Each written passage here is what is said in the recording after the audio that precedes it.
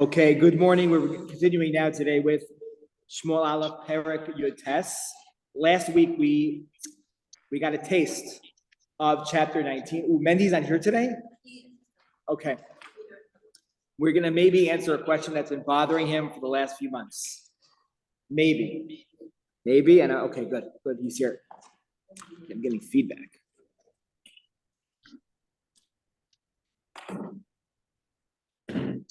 Okay, we have seen up until now that Shaul has been passively, aggressively trying to kill his son-in-law. Well, Mazel Tov, they just became father-in-law and son-in-law. It hasn't been said outright. We have been putting the pieces together, which are pretty obvious. He's been dispatching himself to war. He's been throwing things, sharp objects at him and nearly missing. But we haven't seen it being said like out loud until now. Vayidaber Shaul el Yonatan beno ve'al kol avadav. Shaul speaks to Yonatan, who is best friends. They're best friends with David. Not only that, they made a bris together, a pact together, that they are going to have their own space. You'll be the general. I'm here with Shaul, and we are all good. Shaul calls a meeting for his servants and Yonatan. And he says, what's the meeting about? Lahamis es David. Okay. Maybe it was obvious beforehand, but now it's come from conjecture to facts. Shaul wants to kill David. Yehonasan ben Shaul chafetz b'David ma'od, and Yehonasan very much favors, loves, is close to David. V'yaged Yehonasan l'David lemor. Mivakesh Shaul avi lahamisecha, v'ata yishamer na b'voker, v'yeshavta b'seiser v'nach beisa. Yehonatan tells David, my father wants to kill you. You need to hide. You need to hide and let me speak to him. You know, it speaks a lot to children that have parents that do things that the children don't agree with. I think the best of parents don't do wrong things, but children don't agree by nature. Here, it's obviously something that is more objectively wrong. And you have a child that is objecting to the parents, stepping up against him, which takes a tremendous amount of gevura. It really does, to call out to one's parent that what they're doing is wrong. So he tells David, you need to hide. You need to be quiet. And I'm going to come get you. I'm going to speak to my father, and I'll tell you what to do next. I'm going to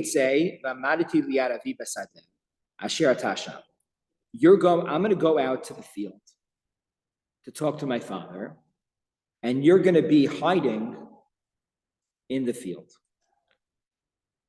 Why should he be in the field with him? You'll be hiding in the field also. So says the Malbim, very practically, if we see that my father is getting angry and he's agitated against you and there's no way to convince him otherwise, then David, you need to run, and you need to run very, very far. Others explain that Yehonatan felt very, very confidently that he would be able to convince Shaul otherwise. And he wanted David to hear this directly from his mouth. He wanted David to hear, not secondhand, but hear from Shaul. Oh, you're right. David is amazing. David is awesome. I want David to be protected. I didn't mean it. It was emotional. I was angry. Call off, the sharks. So he wanted him to be hiding in close proximity, which is extremely dangerous, but as a risk Yonatan felt he needed to do in order for David had the confidence to say it.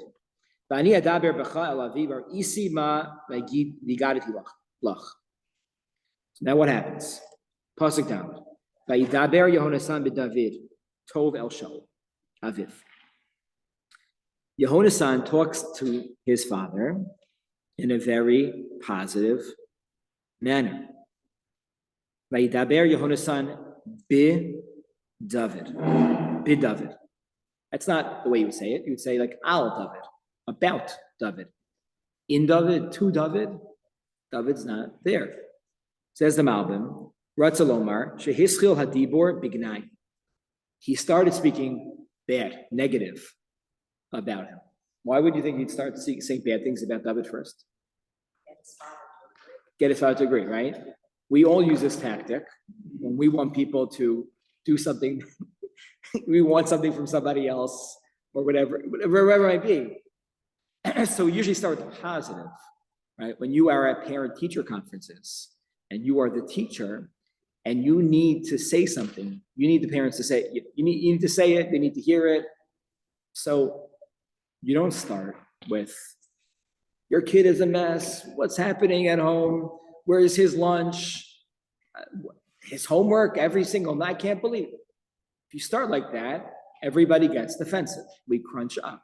Even if you notice this, whatever, if it's happened to you recently, your body even like stops, unless you've worked on this for many, many years. So we need to soften people up in general. So here it's the opposite. Soften them up by saying, David's an oisvarf, I can't believe he's married to my sister, whatever he might have said. He wants all the glory for himself. And then he said, nonetheless, gonna kill him? What has he done wrong for you? Not only that, but he's making you look good. Notice the way he describes David. The Avdo b'David. David is your servant. Right? Every phrase and nuance here was very calculated by Yehonatan to convince Shaul not to kill him. Vayasem es nafsho bechapo. He risked his life. He put his soul, right, in his own hands. Vayachas lepushti. Vayas Hashem tshuva gedol l'chol Yisrael. And Hashem made a huge salvation for all the Jewish people. Ra'isa v'tismach v'lama techta b'dam naki. And why would you, right? It's getting further and further stronger. This is the second time he's using the tactic to his dad about why would you want to sin by doing this?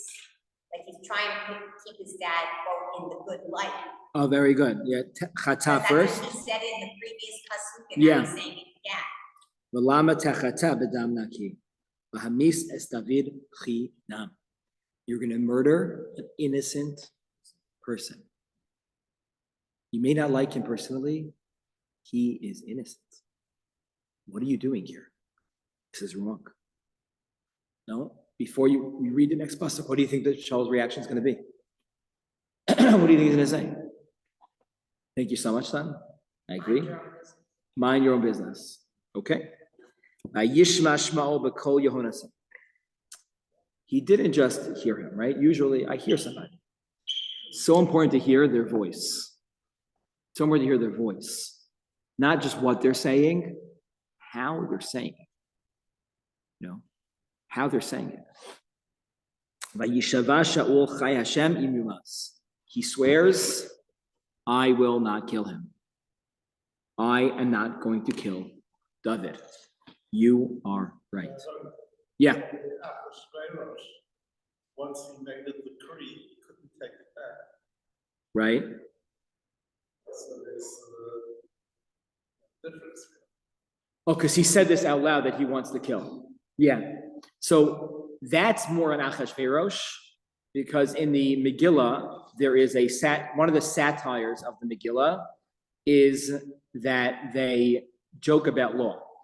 Everything's a law. Not everything is a law. You know, and every single time Achashverosh makes a decision, they write a new law. They pass it by his 7-person Congress and they appoint a new law. That's ridiculous. So that's like more on the Megillah. Here, we see that Shaul is internally struggling with his emotions. And intellectually, it seems like, yeah, you're right. Oh my gosh, why should I kill David? But his emotions are saying, let's call a meeting together and everybody, we need to kill this man. So this is not so simple. He is battling hard. Rabbi, Yeah, where is Shmuel? Shmuel dead. great. Mendy's not back yet. Why is Shmuel? We're going to meet Shmuel very soon. And we're going to see what his role is here. And we're going to ask these questions then, okay? I'm not sure we're going to get it today, but it's in the spirit. Shmuel allows this. Ooh, okay.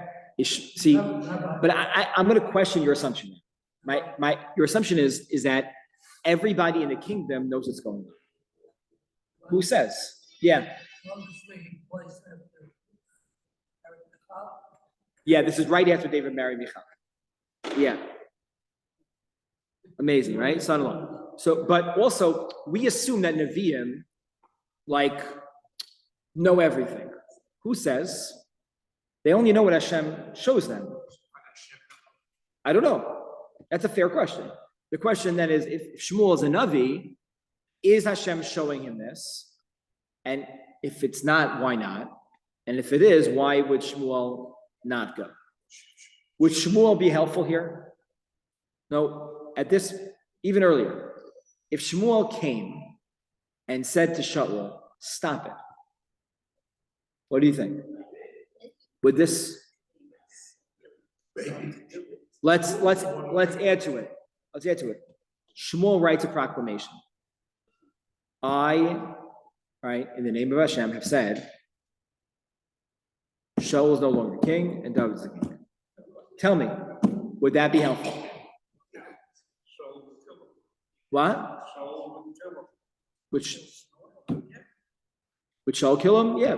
Or somebody else would kill him. Rabbi, Right? Just because, it is the most difficult thing when 2 kings are alive at the same time. To depose one king who has influence and has power and has people, and then say someone else is going to take over.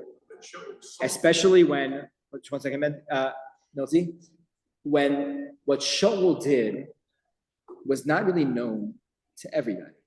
It wasn't like there was a scandal that the whole country found out about, that now we're going to depose you. Now we're going to put you in jail. No, who says it's not so clear? So if you play this out, it could very likely be that there would be a civil war. It would just be 2 sides to this. Later on, I've been thinking about this a lot, right? Later on in Sefer Shmuel, after David is not yet announced as the king, but after Shaul dies in a battle against the Philistines at the end of Shmuel Aleph, the people themselves appoint Shaul's son, Ishbosheth, as the next king. There was no Shmuel around anymore. He died. And they appoint him. And David's men appoint him. And David says, leave me alone. Right? So then there is a moment where there is a battle between David's men and Ishbosheth's men. David and Ishbosheth weren't there, where they start killing each other. And not only that, how does Ishbosheth's life end? 2 people who think that David wants Ishbosheth dead go into his bed while he's taking a nap and cut off his head. They kill him, right? So just because someone announces something, sometimes it makes things even worse. We're gonna learn this is bad. But if you get the whole nation involved, how much worse can that be? In fact, when Shaul dies in battle, we're going to talk about it. It's like very complicated. Did he die? Did he commit suicide? Oh, a kid comes back from the war, a Na'ar comes back from the war and tells David, I killed Shaul. Here's his spear. Here's his crown. I killed him. And David had him killed. You know why? Even if you didn't kill the king, the fact that you're walking around saying that is mori belachos. Right? So we're in a very dangerous situation where it's like explosive. Try to close the door. It's almost like it's like, more explosive than it really is. So I'm not sure if including Shmuel in the conversation is going to help. We're going to see what happens. He's gonna come in. Yeah. I think Shaul is so flawed that he doesn't deserve to be a king. He's so flawed. The fact that you have your son-in-law killed, give your daughter to somebody to marry him just so that you can get it. Okay, so let's see what's going to happen. Let's see. That's about as low as. Wow. Okay. Vayishma Shaul b'kol Yonatan. So Shaul said, "You're right. I'm so sorry. I can't believe I did this. I'm so sorry. No way will I kill David." Vayikra Yehonasan leDavid. Yehonasan then says to David, "Vayagid lo Yehonasan es kol advarim ha'ela, vayaveh Yehonasan es David al Shaul, vahi lefanav ketmo shel Shom." Right? He brings him before him. He tells him what happened. Yonatan brings David to Shaul, and it was like at Moshe Shom. This is a phrase that people in Israel use. Israelis use this phrase. It was like lefanav at Moshe Shom. What does that mean? Nothing changed. It was like it was. It's almost yesterday. Shel Shom was 2 days ago. It's like it was like it was. Nothing changed. Everything is forgiven so easily. So from whose perspective? From David's perspective or from David's perspective. He's flawed. what do you think? If you were David, what would you say? Right. I would trust him. It's actually funny because David, we have a halacha on the books of Yichud. So David added, we'll talk about this in Perek Yud of Shmuel Beis.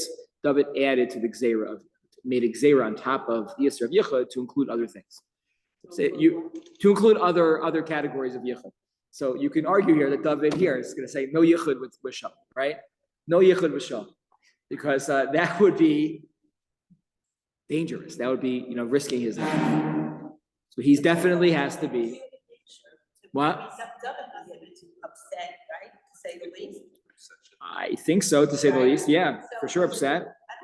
I don't think most people can just, forgive that easily. Oh, you tell me you say something. Oh, but now listen to the precarious predicament that he's in. You have word from the guy that you trust the most, Yehonatan. According to the Radak, he was listening. He heard from Shaul's mouth, I swear I won't murder him. I won't. And he's married to Shaul's daughter. They likely live pretty close to the palace. I assume so. Likely live close to the palace. And what's he going to do?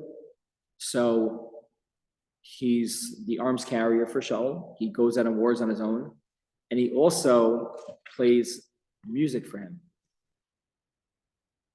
If he drops any of those jobs, what can happen? You can agitate him.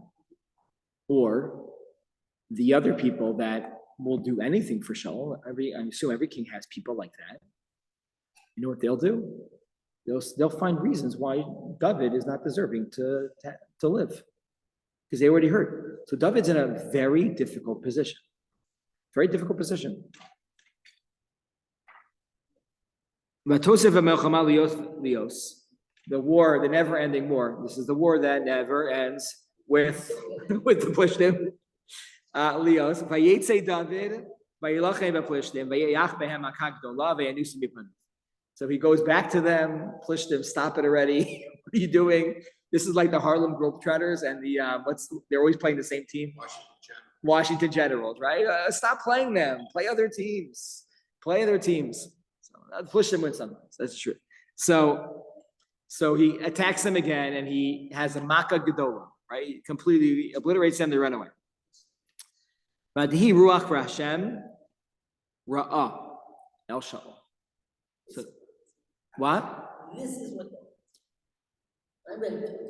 You read it 3 times. What are we doing here? Playing chess. I mean, it says that an evil spirit came upon El Shaul. Who beveso? So what does this mean?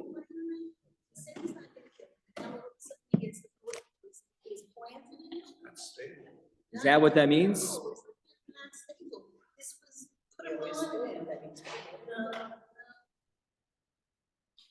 It says that it came from Hashem. So Hashem planted this idea, not okay. I have a hard time understanding it that way.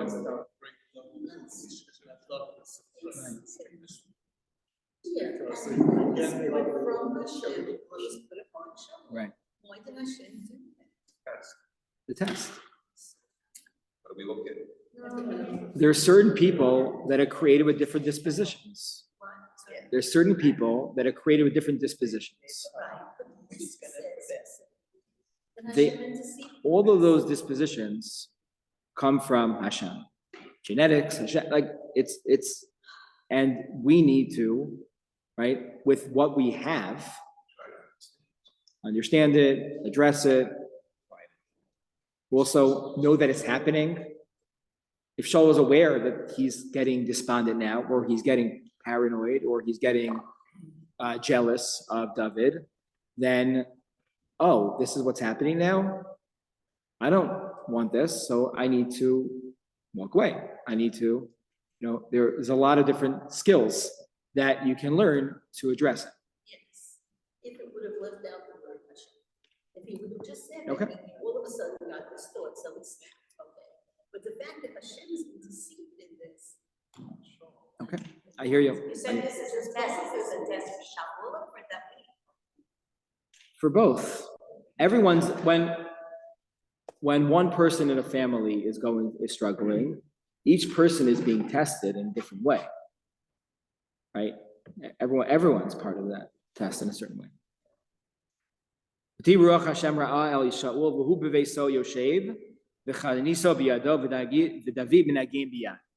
So, Shaul sharpening his spear, it's in his hands. David is minagim biyad, right? So it's clear, plus it's clearly setting it up. David just playing the harp with his hands. He's got he has nothing in his hands that's a weapon. There's no weapon in his hands. V'yevakesh Shaul lahakos bechanis beDavid uvakir. So what does Shaul try to do? Vayiftar mipnei Shaul. So he runs away. He's not stupid this time. He doesn't stay. He doesn't play dumb. Or innocent, which he did last time. Oh, here, Shaul, I think you didn't realize I was here. Oh, I'm so sorry. Here's yours. He runs away. Vayachas achanis bakir. David nas v'yimalei balaylahu. He ran away at night. He ran away. Where's he going to go? Who's going to believe him? Where's he going to go? Vayishlach Shaul malachim el beis David l'shamro ulahamiso. When you have these feelings, you need to find a place to get out of it, to stop yourself. They did, but he did not do that. So he sent messengers to the house. L'shamro ulahamiso. The Malbim says, don't kill him in his bed. Don't kill him in his bed. Why is that not a good idea? Why not? Why not kill him with his bed? It's easy. Not a fair fight. It's not a fair fight, therefore, Look like a murder. you'll look like a murderer. Good. What else? They may think that she had one. Who? Oh, who's sleeping next to him? Michal. Shaul doesn't want his daughter to experience this. So ula shamro ula hamiso, you pointed out, it's repetitive. Guard him and then kill him. What that means is, the Malbim writes, wait till he comes downstairs in the morning, grab him, and let him sleep with the fishes. Like, send him away, right? Send him away. So, but David's okay. But Tageva David, Michal ishto limor, Imencha memalet es nafshecha halayla, machar ata mumas. What does Michal tell him? If you don't run away right now, you're gonna die. Who's now in on this too? Michal. You have Michal and Yehonatan rebelling against their father. Right? They're siding with David. But this is a very brave move.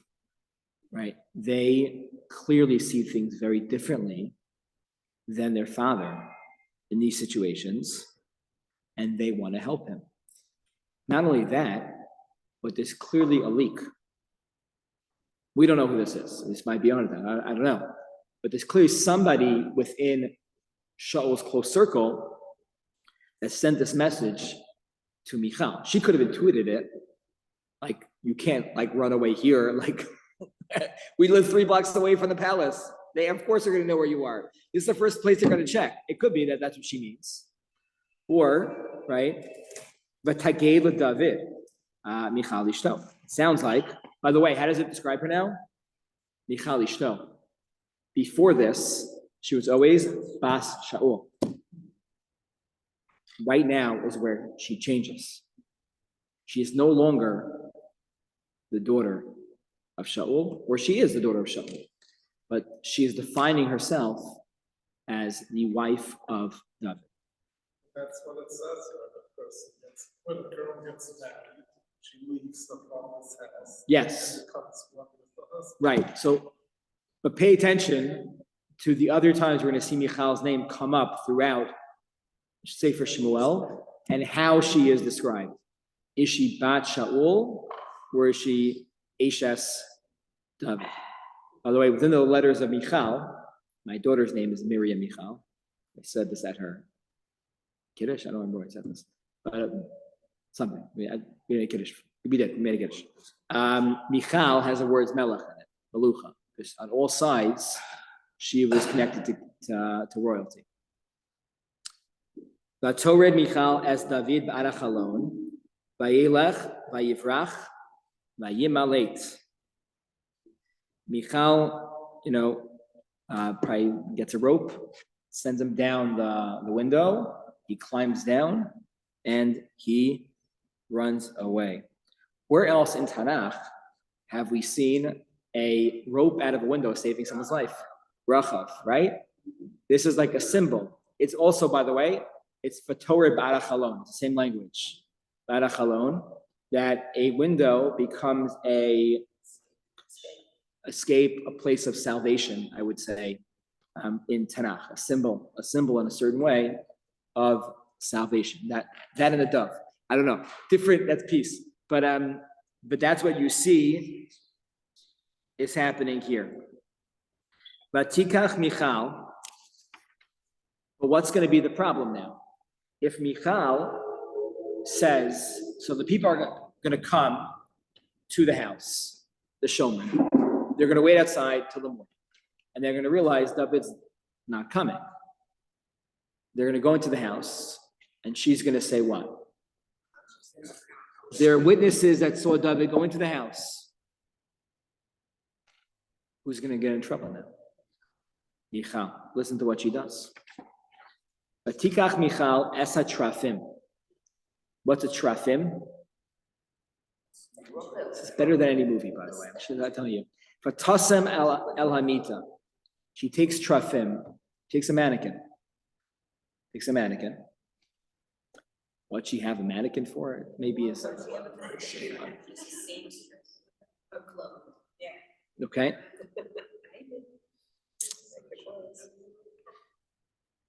Fatasem el hamita. She puts it in David's bed. Ves kvir ha'izim shama sama me'roshosav. She takes either, it means some type of goat's hair for the body, or she puts hair from goats on top of the head. Okay. Ves kvir ha'izim shama me'roshosav v'tchas b'veged. And she covers it with a blanket. So now, why is this helpful for her life?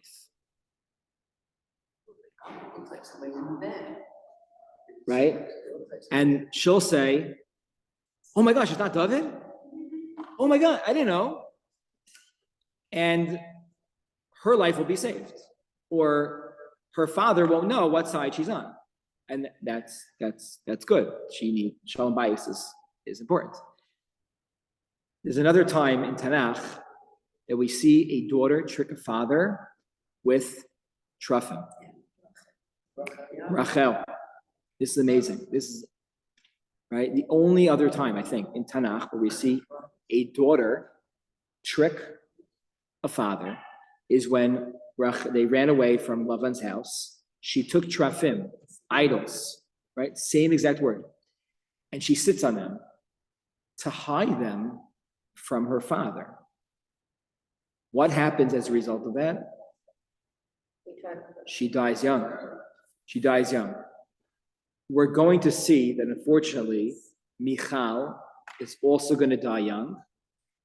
According to Chazal, two opinions. How did Rachel die? Childbirth. Michal died in childbirth. According to one opinion, she died in childbirth also. Okay. She didn't have children, the pasuk says, ad yom mosa, until the day she died. So the Mefarshim say, no, she had children on the day she died. Vayishlach Shaul malachim lakachas es David v'tomer cholahi. So malachim come, and she says he's sick. Why would she say that? Why does that matter? Just go in now, take him, and she knows that he's a trick. She knows he's not there, so go in now. This is going to give him time. He needs as much time. He's alone. He's got nobody protecting him right now. He is on the run, so he needs as much lead time as possible. Right? What was that movie in the 90s? Fugitive. Right? You need as much lead time as possible. Vayishlach Shaul es hamalachim. So David is really a fugitive now, right? They're going to call out. The FBI is going to be on his case now. This is not just like a local police or local matter amongst the palace. This is going to change, right? Nationally, what the story and the headlines are going to be moving forward. Have any followers?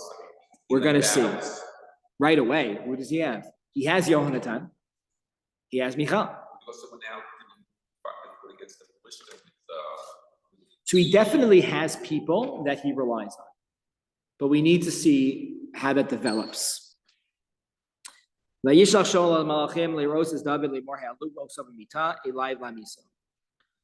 sends people to him. I don't care if he's sick or not. Go into his bed and just stick a spear into him. Just kill him. Right? No more. He happens to be sick today. Forget about this. They see they've been duped. They've been tricked. Vayomer Shaul el Michal lama kacha rimisani v'teshachi es oivi vayimaleit. How can you trick me like this and send out my enemy? Right, and make him flee. Whoa, right? Now you're seeing this side of Shaul. Whoa. V'tomer Michal Shaul hu amar Eli shachi lama amisech. if you don't let me leave, I'm gonna kill you. David most likely told her to say that, right? To protect herself. He threatened my life. What should I do? Blaming me for this? The David Barach, we're going to stop here, Mendy. But we'll discuss this next week.